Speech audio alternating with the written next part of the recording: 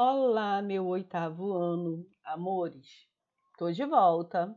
Corre, te ajeita, arruma tua bancada e vem estudar comigo. Olha só, o nosso vídeo pode ficar um pouquinho mais extenso, então, porque o assunto é um assunto mais complexo. Por esse motivo, eu te aconselho já de antemão pegar a tua água, pegar um lanchinho para tu distraíres enquanto eu estou te explicando a matéria, beleza? Ficou muito comprido? Ah, tia, eu preciso relaxar, eu preciso espairecer um pouco. Pausa o vídeo, dá uma volta e retorna, meu amor. Não há problema nenhum nisso, não se esqueça disso, tá? Até porque nós estaremos tratando de um assunto extremamente importante para o contexto do Brasil, tá? Nós vamos estar falando sobre Brasil e é preciso que tu entendas todos esses antecedentes para compreender a história da nossa nação. Na aula de hoje, nós vamos falar de processos revolucionários de dentro do território, tá? Que, digamos que foram influenciados por motivos externos. Lembra que eu falei para vocês que os ideais iluministas, falei nas aulas passadas, que os ideais iluministas, liberdade, igualdade, fraternidade, eram basicamente subversivos pelo quanto eles eram inovadores e eram ideais que não deviam ser de maneira nenhuma proclamados dentro do nosso território, tá? Assim como em outros locais coloniais. Aqui no atual Brasil, na colônia portuguesa, havia um cuidado tão grande com relação por parte da metrópole para não correr o risco de que as pessoas que morassem aqui se comunicassem e viessem futuramente a tentar um movimento separatista, que nós vamos ver não haver estradas dentro da colônia. Até a vinda da família real para dentro do nosso território em 1808, não era permitida a abertura de estradas que ligassem uma província à outra, para não correr o risco de duas ou mais províncias se juntarem e criarem um movimento separatista. Havia um rigor muito grande por parte de Portugal com relação às suas colônias. Logicamente, Portugal não queria de maneira nenhuma perder a sua galinha dos ovos de ouro, né, gente? Nós enriquecíamos Portugal e para eles seria um prejuízo muito grande nos perder. Desta forma, nós vamos ver haver uma perseguição em torno até mesmo dos livros de filósofos iluministas. Então, se fosse encontrado dentro da colônia algum livro de Rousseau, de Voltaire, Montesquieu, esses livros eles seriam perseguidos, esses livros eles seriam caçados, desculpa, esses livros seriam caçados e quem os possuía seria perseguido, tá? E seria tido de imediato como crime contra a coroa portuguesa, de tão acirrada que era a perseguição contra os ideais iluministas dentro do território. Não se aceitava de maneira nenhuma a introdução dos ideais iluministas aqui dentro do nosso território. Só que os ideais iluministas que estouraram lá na França terminaram vindo e soprando seus ventos em toda a América. Eu falei para vocês anteriormente, nos vídeos passados, que a Revolução Francesa, ela promoveu, uma mudança de pensamento muito grande. E essa mudança de pensamento, essa liberdade de pensamento, ela vai terminar respingando em vários pontos do mundo, digamos assim, do mundo ocidental. Esses respingos eles vão ser sentidos de maneira muito forte no continente americano. Vai ser com base nesses respingos que nós vamos ver a promoção promover a independência da colônia inglesa. É com base nesses ideais iluministas, na luta pela sua liberdade, que nós vamos observar os ingleses, os colonos ingleses na América do Norte, lutando por um ideal, lutando pela sua independência. Vai ser com base, gente, nesse princípio iluminista que nós vamos ver respingar movimentos emancipacionistas em toda a colônia espanhola, como nós estudamos anteriormente. E agora nós vamos ver os respingos que isso causou aqui no Brasil também, na colônia portuguesa.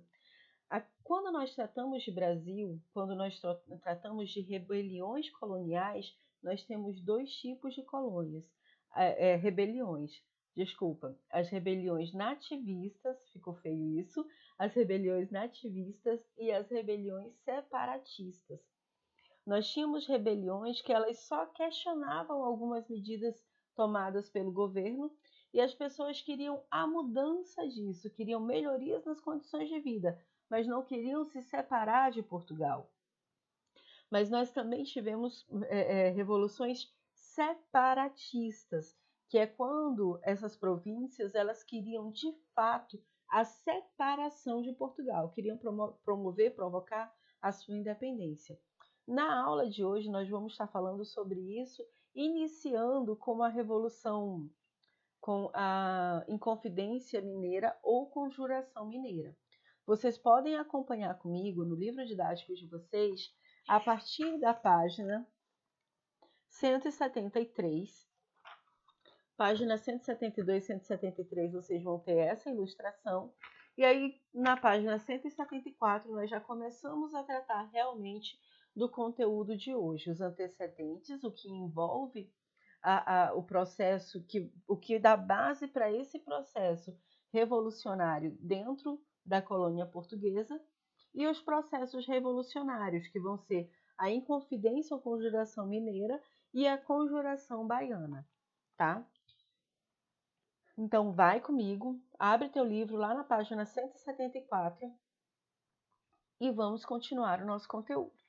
Aqui na 174, o livro está te propondo uma leitura da ilustração da festa do chá em Boston, justamente para você observar que o contexto da Inconfidência Mineira ele vai surgir num processo de incentivo causado pelo que ele estava vendo em contextos externos. Externamente, a colônia portuguesa, nós víamos a colônia inglesa conseguir a sua independência. E a festa do chá de Boston, o momento em que os colonos eles se vestem de nativos lá na América do Norte, os colonos se vestem de nativos, pegam o carregamento de chá, a embarcação de chá, jogam todos esses chás no mar, é um momento muito icônico, é um momento muito importante, porque mostra mostra os colonos indo contra a sua metrópole. E é justamente isso que vai ser sentido agora dentro do nosso território. Lembrando que lembra novamente, nós temos dois modelos de revoltas aqui dentro da colônia portuguesa: as revoltas nativistas e as revoltas separatistas. Sobre isso você pode acompanhar comigo no terceiro parágrafo. Terceiro parágrafo da página 174 te diz assim: durante o século XVII, iniciaram-se as primeiras manifestações contra a metrópole, dando origem a movimentos nativistas que inicialmente procuraram garantir a liberdade do comércio e o fim dos monopólios, ou seja, sempre que Portugal, sempre que a nossa metrópole criava algum imposto ou alguma forma de administração que diminuía ainda mais os poderes dos colonos, criava alguma medida que dificultava a vida e o comércio ainda mais desses colonos, esses colonos se revoltavam, tá? Mas não queriam se separar de Portugal. Eles queriam apenas reivindicar melhorias, formas de se melhorar as condições de vida dentro da colônia, as condições de comércio. Mais para frente nós vamos observar, gente, surgirem as revoltas separatistas. E aí, quando a gente vê as revoltas separatistas, nós vamos ver realmente a necessidade da colônia, de fatores de dentro da colônia se separarem de Portugal. Quando eu te coloco fatores dentro da colônia, é porque a Inconfidência Mineira ela tem que ser analisada numa perspectiva muito mais ampla do que costuma ser. Porque a Inconfidência Mineira, no processo de implantação da República do Brasil, ou seja, no momento bem posterior, ela é retomada numa tentativa de se criar símbolos para o processo, para a história do Brasil. Então, nesse momento, eles pegam a Inconfidência Mineira e colocam como um primeiro momento separatistas de Portugal, colocando como se eles quisessem a independência da colônia.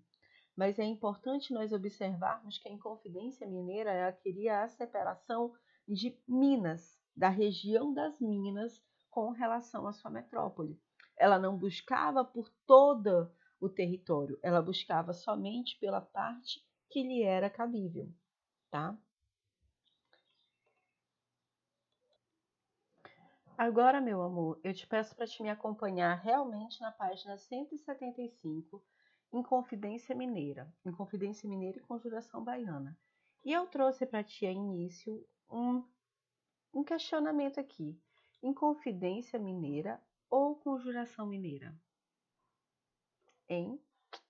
Qual dos dois você acha que seria mais interessante? A gente não escuta falar Conjuração Mineira, mas alguns historiadores eles já propõem esse debate aqui. Porque a Inconfidência Mineira ela não eclodiu, por isso ela não passou da parte da conjuração, da mesma forma que a Conjuração Baiana. Será que Inconfidência seria o nome correto? Mas agora tratemos um pouquinho desse momento do processo de Inconfidência ou Conjuração Mineira, que vocês já estudaram anteriormente comigo, nós já falamos sobre isso em momentos anteriores. Gente, olha só. Minas Gerais, ela, desde que foi descoberto o ouro na região das Minas, nós tivemos a introdução de muitas pessoas dentro desse território e pessoas com várias características. Nós tínhamos pessoas das mais variadas formações. Essas pessoas que iam desde pessoas de muito boa índole a pessoas de índole totalmente questionável, essas pessoas elas conviviam ali por querer enricar com base no ouro.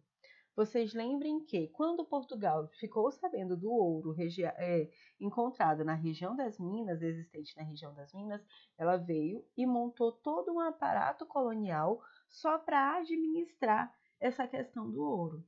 E aí todo o ouro que fosse encontrado dentro do território, ele seria dividido, ele não poderia ser simplesmente explorado, tá?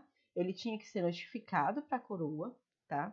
Além de ser notificado, ele precisava, o território onde foi encontrado o ouro, ele seria dividido em várias datas, ou seja, em várias propriedades de terra. Dessas propriedades de terra, uma parte ficava para a coroa, outra parte, uma pequena parte, ficaria para a pessoa que encontrou o ouro e o restante seria dividido em todo o restante da população, em algumas pessoas da população que fossem também mineiros. Tá. Além disso, havia uma quantidade de envio mensal para Portugal desse ouro. Lembra do imposto do quinto, a quinta parte do ouro. Todo ouro que você retirasse, você mineiro retirasse dessa região, teria que ser levado para as casas de fundição. Lá nas casas de fundição ele seria embasado, receberia o selo real e seria entregue para você, já tendo retirado a quinta parte desse ouro. Ou seja, vai uma quantidade, essa quantidade é dividida em 5 partes, 4 partes voltam para você e uma parte vai para a coroa, tá? Com o passar do tempo, esse ouro ele era retirado de maneira extremamente rudimentar, principalmente o ouro de aluvião, que é o ouro que era tirado na bateia, encontrado margem dos rios de maneira facilitada. Com o tempo vai se diminuir esse achamento, a quantidade de ouro que eles retiravam. E aí o que acontece é que nós tínhamos uma quantidade de ouro a enviar anualmente para Portugal. Quando nós não atingíamos essa quantidade de ouro a ser enviado para Portugal, os fiscais de Portugal vinham para cá e era instituído a derrama. A derrama funcionava, lembra você, dessa maneira. Os funcionários vinham para cá, saíam entrando nas casas, tá? Em todas as possessões, e pegavam ouro até chegar à quantidade necessária para se completar as 100 arrobas que deveriam ser enviadas para Portugal. Eu não preciso dizer para vocês que quando esses fiscais vinham para cá, quando esses funcionários reais vinham para cá, eles não agiam das maneiras mais pacíficas com relação à introdução no território, certo? E isso gerava muita revolta entre os colonos. O que vai acontecer é que um grupo de colonos, entre eles até funcionários do governo, vão começar a se organizar para no dia da derrama eles pilharem a população, deixarem a população revoltada, para a população revoltada se levantar contra esses fiscais e nesse momento de revolta, de luta popular, eles declararem uma separação com relação à metrópole. Esse era o princípio da conjuração, esse era o princípio de conspiração da Inconfidência Mineira. O que acontece é que nós tínhamos um senhor, um carinha chamado de Joaquim José da Silva Xavier, que não era muito bom em guardar segredo, era um tanto quanto linguarudo, principalmente depois que bebia, tá? Esse Joaquim José da Silva Xavier é o nosso famoso Tiradentes. Tá aqui a imagem dele para vocês. E nós vamos encontrar ele em várias outras imagens com um rostinho até bem melhor do que esse, um rostinho bonito, inclusive um que os corpos o corpo dele está todo esquartejado, o rosto dele vem com uma iluminação muito interessante. O que acontecia com o Tiradentes? Tiradentes era um alferes, ele era uma pessoa que tinha posses, tinha algumas propriedades, mas ele não se dava muito bem com bebida. Bebia muito e quando bebia falava aos quatro ventos todo o que eles planejavam na Inconfidência Mineira. Todos os planos. É claro que a população, a miúda, a população achava que aquilo era um delírio dele, não levava ele a sério. Mas o que se passa é que ele terminava contando para todo mundo que eles se levantariam no dia da derrama e iriam proclamar, e iriam fazer uma revolução dentro do território. Como Tiradentes, sempre que dizia isso, estava bêbado, não levavam ele em conta. Mas nós tivemos, infelizmente, o processo de... Nós tivemos, infelizmente, a delação desse evento. E aí o que acontece é que quando a coroa fica sabendo da possível inconfidência, possível revolta durante o processo de derrama, da cobrança da derrama, eles não fazem a cobrança da derrama e vão pegar todos os conspiradores, e esses conspiradores, a primeiro momento, são todos condenados à forca. Só que depois, essa sentença ela é amenizada, vários deles são extraditados, são mandados para outros territórios, para outros países, mas é necessário que alguém pague pelo processo completo. A coroa, ela sempre teve essa medida. Sempre que se tinha alguma revolta, alguém tinha que pagar de maneira exemplar, tá? Ou seja, tem que morrer, mas não tem que morrer assim, morreu, pronto, acabou. Não, tem que morrer de uma maneira muito feia, muito cruel, para não correr o risco do restante da população se levantar, de outras pessoas que se levantarem contra a coroa. Então, era uma medida para não permitir que outros levantes ocorressem. Dessa maneira, Joaquim foi sorteado, digamos assim. Ele foi escolhido, gente, justamente pelo fato dele ser quem mais falava desse processo de revolução durante a derrama. Como ele era a figura mais visada por ter falado tanto, ninguém melhor do que ele para pagar pelos crimes e castigos de todo mundo, tá? Quando ele é executado, o corpo dele é esquartejado, é colocado em. Só um minutinho. É colocado. Gente, desculpa. Olha só. O corpo dele, como eu estava falando para vocês, foi esquartejado e foi colocado em vários locais públicos na cidade de Ouro Preto. E a cabeça dele foi exposta numa praça, que hoje é chamada de Praça Tiradentes. Gente, esquartejar o corpo e colocar em locais públicos era uma prática extremamente comum, porque era necessário, era um julgamento exemplar.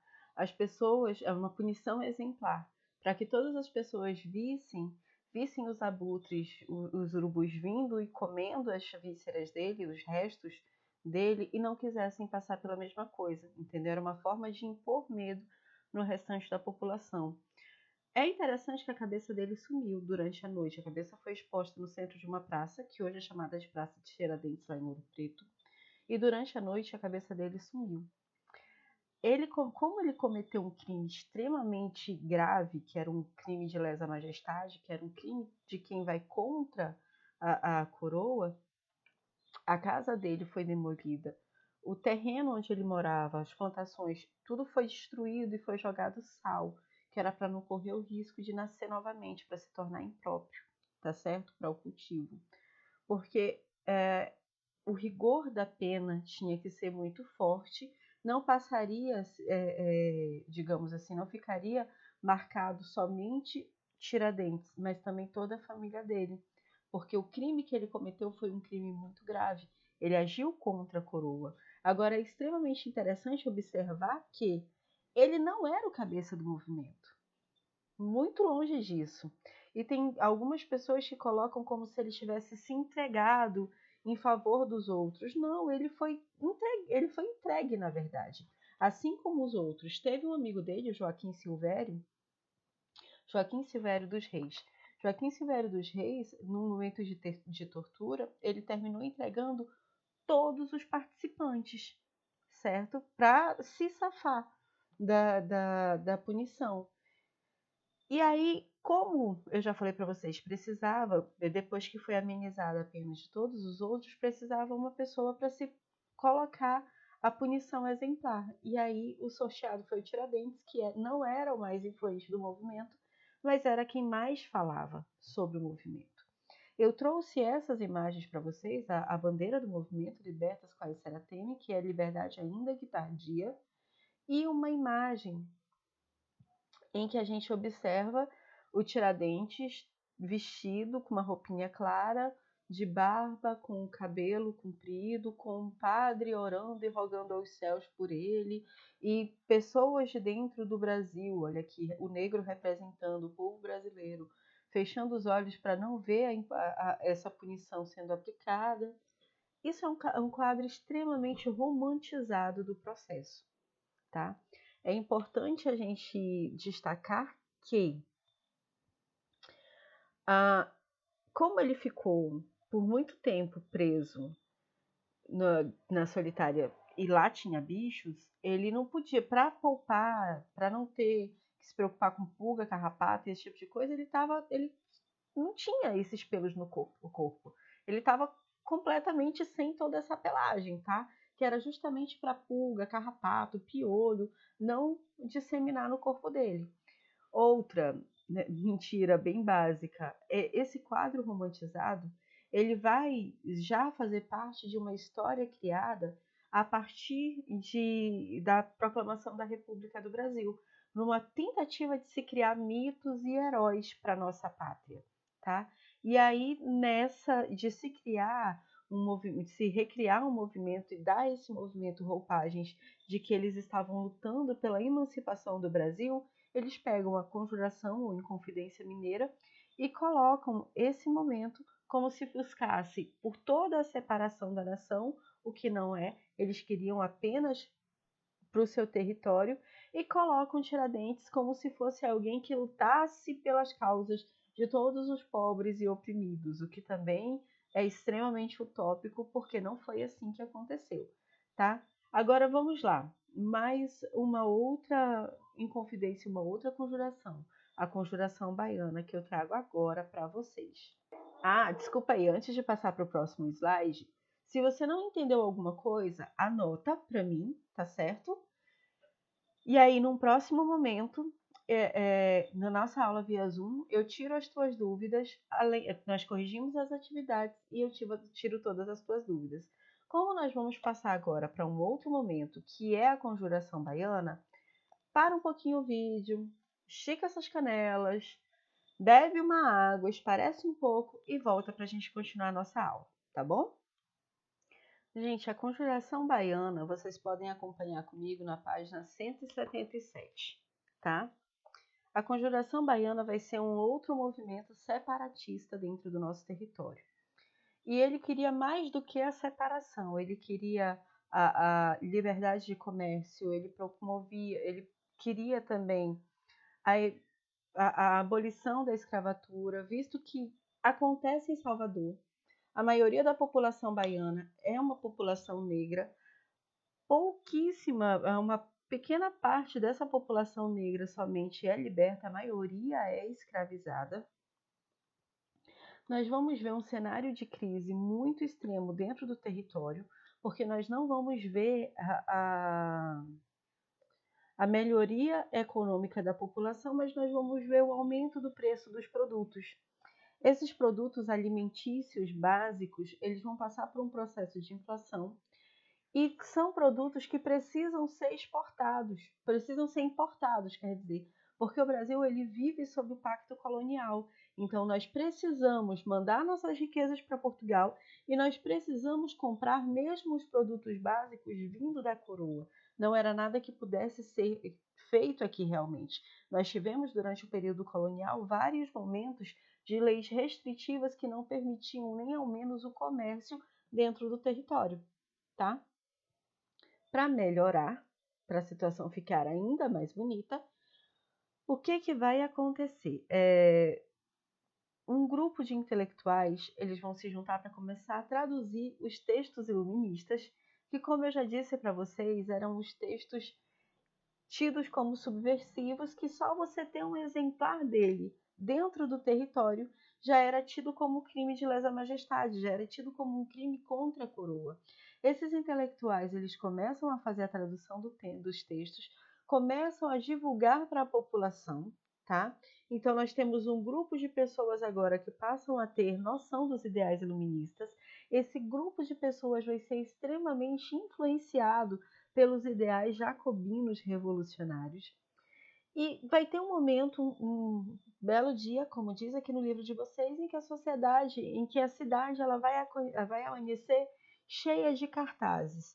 Esses cartazes, eles convocam, esses pasquins, eles convocam a população para lutar contra a sua metrópole, para proclamar a sua independência, para mudar o seu contexto. Gente, eu não preciso nem dizer para vocês que a coroa portuguesa ela vai agir de uma maneira extremamente rápida, extremamente exemplar, vários julgados como crime de lesa-majestade. Tá certo que os intelectuais mesmo do movimento, eles não vão sofrer essas sanções, essas penas. Essas penas elas vão ser empregadas aos líderes negros de dentro do território. Esses líderes eles vão ser caçados, eles vão ser punidos, e as cabeças dele vai ser uma espécie de delação premiada. As cabeças deles vão ser colocadas expostas em praça pública para todo mundo observar. Como eu já havia falado para vocês, crimes de lesa-majestade precisam de punições extremas. Eu trouxe para vocês um videozinho em formato de animação que eu gostei, espero que vocês gostem. Já vou colocar. Esse vídeo é do canal Anima História e eu espero que vocês gostem. Depois vai lá, se inscreve, vai ficar mais fácil de vocês conseguirem visualizar algumas coisas da história, fica mais fácil de assimilar. Conjuração Baiana. Ocorrido em Salvador em 1798, a cidade possuía por volta de 60 mil habitantes, dos quais 40 mil eram afrodescendentes. Muitos deles eram escravos e outros escravos libertos, que trabalhavam como soldados, artesãos, carregadores, pescadores, pedreiros e vendedores ambulantes. Em Salvador, no final do século XVIII, a população e o comércio vinham crescendo e levando a prosperidade para os senhores de terra e grandes comerciantes. Para a maioria da população, porém, a situação era crítica, pois os preços, principalmente da carne e da farinha de mandioca, vinham crescendo mais do que os ganhos. Os impostos abusivos também contribuíram para a alta dos preços dos alimentos. Além disso, a obrigação de importar produtos manufaturados, já que o Brasil era proibido de fabricá-los, encarecia esses produtos, e o racismo contra os afrodescendentes prejudicava a vida em sociedade. Assim, em 1797, importantes intelectuais da Bahia criaram a Sociedade Maçônica Cavaleiros da Luz.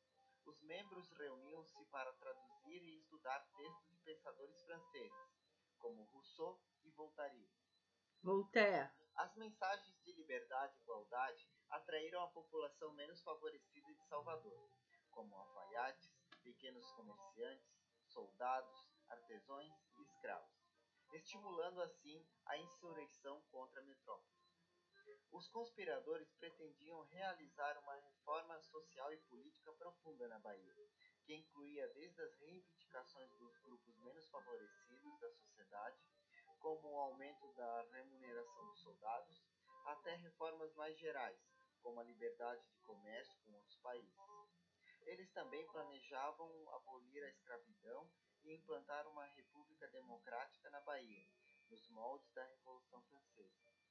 No dia 12 de agosto de 1798, a cidade de Salvador amanheceu com diversos cartazes, conhecidos como pasquins, afixados em alguns lugares públicos. Os pasquins atacavam violentamente a administração portuguesa e pediam ao povo para fazer a revolução e implantar a República da Bahia. A reação do governo foi mais rápida e violenta, conseguindo dispersar o movimento ainda no seu início. O soldado Luiz Gonzaga, um dos líderes do movimento, foi preso acusado de ter elaborado os cartazes. A prisão do líder levou outros conjurados a preparar um motim, marcado para o dia 25 do mesmo mês. O governo, porém, agiu mais rápido. Realizando interrogatórios, o governo conseguiu prender a maioria dos seus líderes, e assim o movimento foi desmontado. Os líderes do movimento foram condenados à morte e executados no dia 8 de novembro de 1799. Alguns membros da maçonaria cumpriram penas leves ou foram absolvidos. Meu amor, eu espero que tu tenhas compreendido o conteúdo, tá? Se não entendeu, qualquer coisa, anota que eu vou estar tirando tuas dúvidas via Zoom, viu? A nossa aula de hoje foi em Confidência ou Conjuração Mineira e Conjuração Baiana, tá? Para caso a atividade de vocês, página 178, 179, que eu estarei corrigindo na nossa aula via Zoom. Espero vocês muito em breve. Beijo grande e até mais!